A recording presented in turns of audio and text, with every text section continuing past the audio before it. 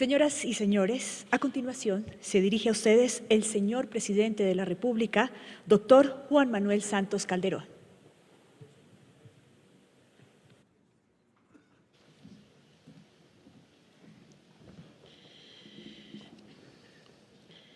Señor Presidente de Sociedades Bolívar, Miguel Cortés, señora Directora Ejecutiva del Premio Nacional de Periodismo Simón Bolívar, Silvia Martínez, apreciado Heriberto Fiorillo, Presidente del Jurado y apreciados miembros del Jurado, invitado de honor Ramón Andrés,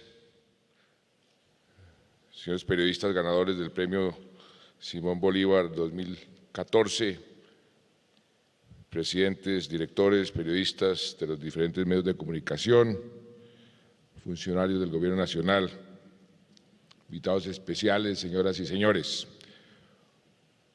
Hoy no he venido a hablarles de cómo hacer su oficio, tampoco de cuál es el inmenso valor que el periodismo libre y responsable representa para una democracia, o de mi compromiso y el compromiso de mi gobierno con la libertad de prensa. Eso ustedes lo saben bien y de eso han oído hablar miles de veces. Hoy vengo a hacerles una propuesta, vengo a proponerles que imaginemos cómo sería una Colombia normal, una Colombia sin miedo, una Colombia sin guerra, sin conflicto. Sé que no es fácil imaginar algo así. La mayoría de ustedes jamás ha conocido un país en paz. Nacieron en medio del conflicto y aprendieron a ser reporteros contando muertos. Hoy vengo a hablarles de por qué creo que la paz es posible. Sé que muchos de ustedes son escépticos. El escepticismo hace parte de la esencia del buen periodismo. El buen periodista, como dice Ginette Bedoya, una de las víctimas de este conflicto, el conflicto que queremos acabar, es aquel que duda hasta de la mamá cuando le dice a uno que lo quiere. Absurdamente, en un país en guerra, los políticos, como los periodistas, nos vemos obligados a marcar muchos de los hitos de nuestra carrera por momentos trágicos de la vida del país.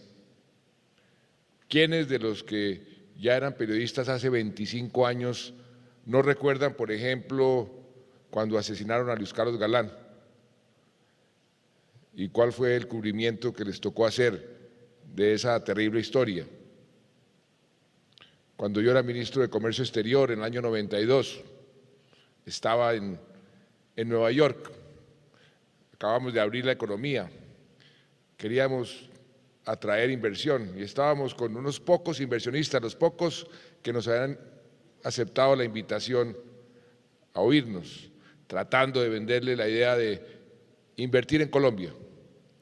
En la mitad supimos la noticia de una gran bomba en Colombia y naturalmente esa miniconferencia se deshizo y sepultó cualquier intención de venir a invertir en el país. Ese hecho me marcó fuertemente. Me acuerdo que uno de los inversionistas me dijo: no insistan hasta que Colombia no sea un país normal, un país en paz. Y desde entonces el propósito de trabajar por la paz se convirtió en una constante de mi vida pública. Como ministro de Defensa entendí que para lograr esa paz, paradójicamente era indispensable primero intensificar la guerra. Y por eso, después de una profunda transformación a cómo operaba nuestra inteligencia, a la que pusimos a trabajar coordinadamente en busca de los llamados objetivos de alto valor, logramos que finalmente empezaran a caer después de 40 años, cabecillas de las FARC, miembros del secretariado. Cuando llegué a la presidencia, con un gran terreno ganado en el campo militar, me propuse continuar haciendo de la paz el centro de mi gobierno, aún en contra del consejo de muchos que me advirtieron de los peligros políticos que eso encarnaba. Y lo hice porque las circunstancias habían cambiado. Se daban las condiciones que no se habían dado antes y que a mi juicio hacían posible la paz. ¿Cuáles eran esas condiciones? En primer lugar, la correlación de las Fuerzas Armadas, de las fuerzas militares y la guerrilla se había modificado sustancialmente.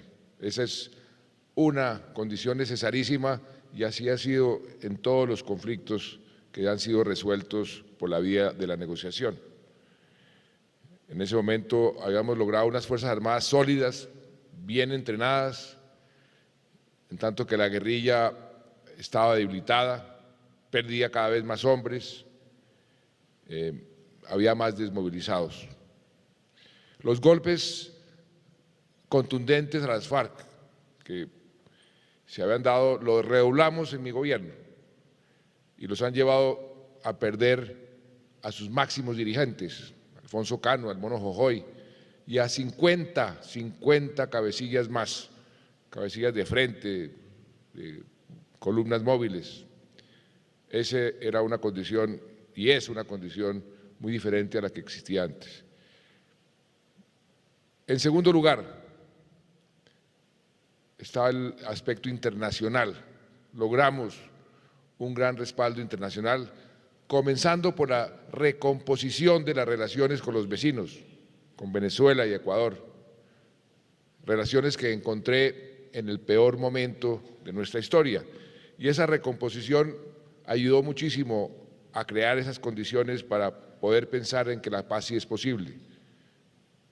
La tercera condición que permitió que avanzáramos en la negociación, y hay que reconocerlo, es que encontramos voluntad real en las FARC de dialogar, tal vez por primera vez, con un fin específico: acabar el conflicto.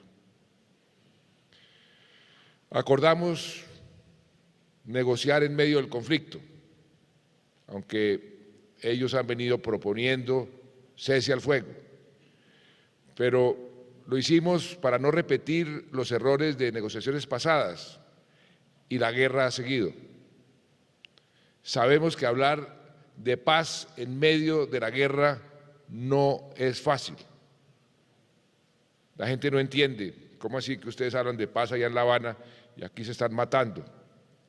Pero lo cierto es que nadie se ha levantado de la mesa en 2 años, que se ha trabajado con seriedad y que hemos logrado acuerdos de fondo que representan pasos sustanciales que nos permiten ver por primera vez ahí la luz al final del túnel. Y ustedes pueden estar seguros de que este proceso de paz no ha sido producto de la improvisación, todo lo contrario. Es el fruto de una profunda convicción de que hoy la paz es posible y de que construirla es un imperativo histórico de cualquier mandatario responsable, un imperativo histórico que no puede eludir. Y por eso cada paso lo hemos preparado, lo hemos planeado, lo hemos analizado, además con asesoría de gente que realmente conoce de estos procesos, gente que ha negociado conflictos, personas como el hoy escritor, además les recomiendo un libro que acaba de salir, escrito por él, Jonathan Powell, que dice ¿por qué hay que hablar con terroristas?, que fue el negociador del gobierno británico durante 10 años con los miembros del IRA en Irlanda del Norte, o el ex canciller Shlomo Ben-Ami, que fue el arquitecto del acuerdo de Oslo entre Palestina e Israel, personas que han tenido además experiencia de combate y de negociación como Joaquín Villalobos, excomandante del FMLN, que fue negociador principal en la paz de El Salvador y hoy es profesor de Oxford. Hay otros más que nos han venido ayudando, dando indicaciones, asesorándonos. Y además tenemos un equipo negociador, yo diría que de lujo, que nos da a todos, a los colombianos, a ustedes, las mayores seguridades. ¿Quién podría pensar que una persona como Humberto Lacalle, o Sergio Jaramillo, o el general Mora, o el general Naranjo, o María Paulina Riveros, o Frank Pearl, vayan a negociar algo insólito, algo que realmente perjudique a los colombianos, o que altere nuestras instituciones, o debilite nuestra democracia? Y ellos no solamente representan el gobierno, ellos nos representan a todos como sociedad. Y ellos saben muy bien, porque tienen también instrucciones, que hay unas líneas rojas que nunca vamos a traspasar, que han estado presentes desde el primer día de los contactos. No estamos negociando nuestro modelo de desarrollo, no estamos negociando nuestro sistema político, ni la propiedad privada, no estamos negociando ni las Fuerzas Armadas, no estamos haciendo la revolución por decreto. Y dicho esto, lo que quiero proponerles hoy es, desde esta tribuna, desde la cual se viene premiando además por casi 4 décadas a los mejores periodistas del país, es que me acompañen en este difícil pero impostergable trabajo de construir paz, de construir la paz. Muchos de ustedes lo llevan haciendo hace muchos años y hay muchos que han pagado con su vida su compromiso con la paz. ¿Cuántos periodistas han muerto víctimas del conflicto? ¿Cuántos han sido amenazados? Todavía hoy el gobierno tiene que ofrecer protección a 104 periodistas. Por ellos, para que ningún periodista tenga que renunciar a su oficio por la amenaza de las balas, por los 6 millones de víctimas y los más de 230.000 muertos que ha dejado esta guerra. Es precisamente que tenemos que dejar atrás estas 5 décadas de violencia entre hijos de una misma nación. Tenemos que hacer viable un país en paz y más que eso tenemos que forjar la posibilidad de volver a ser un país normal. Y ojo, cuando hablo de que me acompañen no estoy buscando de ustedes ni mucho menos unanimismo o que abandonen la permanente mirada crítica indispensable para el ejercicio del buen periodismo, no. Lo que les pido es que hoy más que nunca asuman su oficio con la grandeza y esa palabra tan bonita, la responsabilidad que exige el tener el poder de informar y moldear la opinión pública en un momento trascendental en el que realmente podemos cambiar la historia de este país.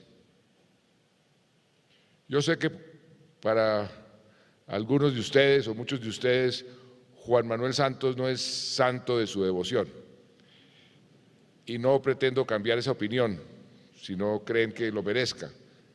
Lo que espero de ustedes, que tienen en sus manos la conducción de la opinión, es que nos ayuden, no a mí, sino a todos los colombianos, para que avancemos juntos, para que jalonemos unidos, para que trabajemos hacia un fin superior, que es el fin supremo de cualquier sociedad, que es encontrar la paz. Yo estoy convencido de que todos, de una u otra manera, queremos un país en paz y ese debe ser el propósito que nos una a todos los colombianos. ¿Y cuál es el papel del periodista en ese escenario de búsqueda de la paz, de la reconciliación? Creo que lo mejor es que lo respondan los mismos periodistas. Y por eso le pedí a María Teresa Ronderos, quien nos acompaña el día de hoy, a que me diera su opinión, y la voy a citar. Si el periodista hace información cierta, verificada, balanceada y justa con el público y las fuentes, contribuye a la paz. Las guerras, los odios y los miedos se cultivan sobre la confusión. Si el periodista hace un trabajo serio, que profundice y esclarezca el panorama, contribuye a la paz. Gracias, María Teresa. Eso es lo que queremos, que la búsqueda de la paz saque lo mejor de todos los colombianos y que en el caso de los periodistas siga sacando lo que mejor saben hacer: buen periodismo, un periodismo serio, independiente, crítico, verificado, sin sesgo y con un permanente sentido de la realidad,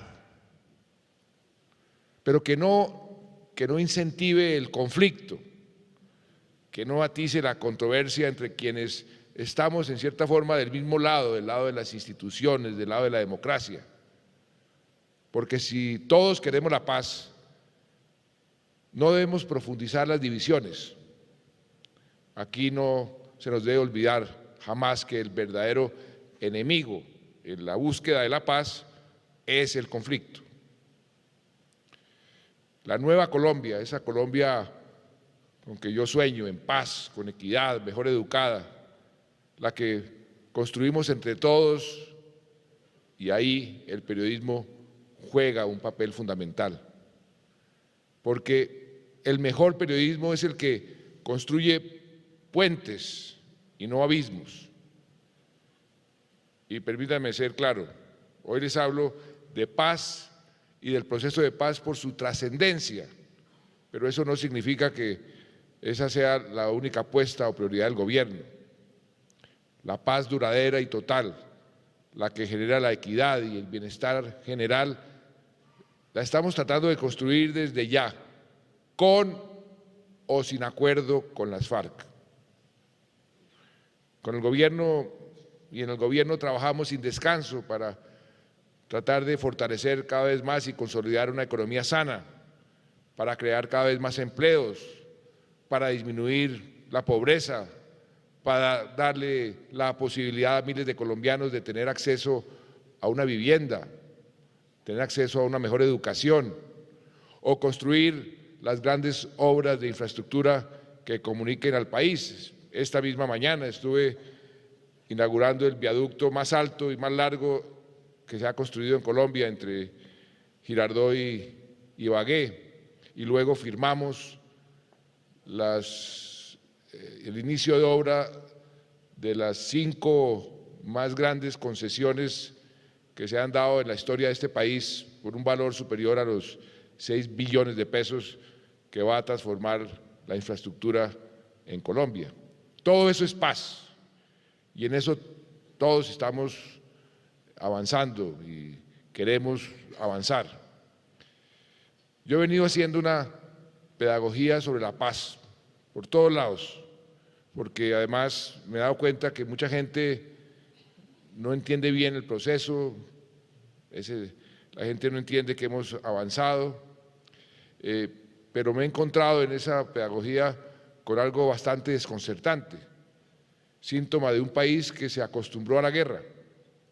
Hay colombianos, óigase bien, hay colombianos que le tienen miedo a la paz. Y no hablo de quienes quieren perpetuar la guerra por egos o motivaciones políticas, sino colombianos sencillos, colombianos de a pie.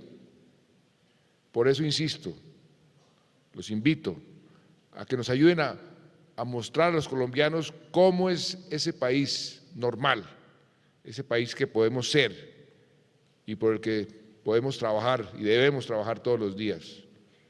En otras palabras, ¿cuáles son los dividendos de la paz y por qué vale la pena el esfuerzo de la reconciliación? Qué importante esa palabra, reconciliación, para una sociedad que requiere soltar el lastre de la violencia y avanzar. Por eso creo que la tarea más desafiante, la nuestra como gobierno y la de ustedes como periodistas, es la de afianzar la reconciliación. Y concluyo dándoles las gracias, porque así como los invito a ayudar a sintonizar la opinión pública con la búsqueda de la paz, también debo reconocer que en buena parte ya lo vienen haciendo. Ustedes han entendido que los negociadores no estén dando declaraciones diarias ni entrando en una guerra de micrófonos. ¿Qué tal yo hoy, por ejemplo, respondiendo a esa carta de Timochenko? Ustedes han hecho foros, seminarios, análisis, con una gran responsabilidad. Y han hecho además algo muy importante,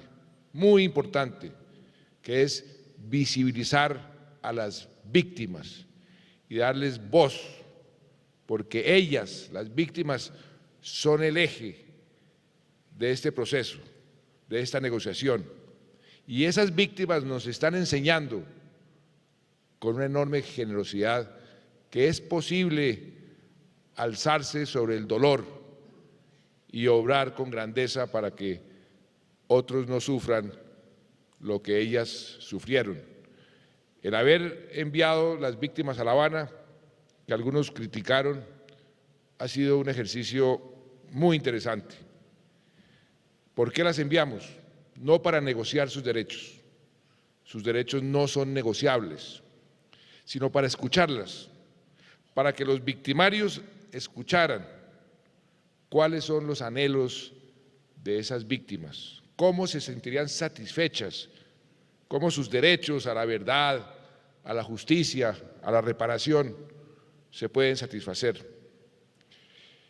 Y yo pensaba, antes de este ejercicio, que las víctimas iban a ser las que más iban a exigir justicia. Y resulta que sucedió lo contrario, algo realmente estimulante desde mi punto de vista. Esas víctimas han resultado más generosas que el promedio de los ciudadanos, más propensas a perdonar, más propensas a reconciliarse. Muchas veces una víctima solamente quieren que la reconozcan, otra que le digan dónde está su hijo o su hija enterrados o por qué los asesinaron. O dicen simplemente que les pidan perdón. Y estamos reparando la mayor cantidad de víctimas posibles. Llevamos 470,000, son más de 6 millones. Esas reparaciones en el fondo son simbólicas, tienen que ser simbólicas. ¿Cuánto vale una hija? ¿Cuánto vale una familia? Por eso esas víctimas nos están dando una gran lección y por eso las hemos colocado en el centro de la solución de este conflicto. Pero señoras y señores periodistas, Colombia, no cabe duda, está ante el mayor desafío de su historia reciente. Los colombianos contamos con ustedes, con una prensa tan grande como ese desafío. Muchas gracias.